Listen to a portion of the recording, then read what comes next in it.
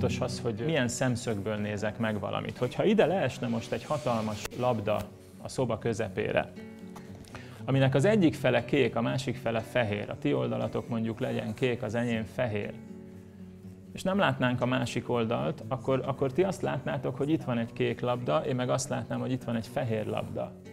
És estig elbeszélgethetnénk és vitatkozhatnánk a ti kék labdátokról, meg az én fehér labdámról, de nem jutnánk közelebb a dologhoz. Ahhoz, hogy valami történjen, hogy ki tudjunk mozdulni a saját nézőpontunkból, abból az egy valóságból, ahhoz meg kell mozdulnunk, valamit kell csinálni, föl kell állni, mozogni kell, körbe kell járni. Abban a pillanatban, ahogy fölállsz, körbejárod a labdát, akkor rájössz, hogy hoppá, hát tényleg, tehát az én oldalam fehér, az ő oldala kék, tehát akkor lehet, hogy mind a kettőnknek igazunk van.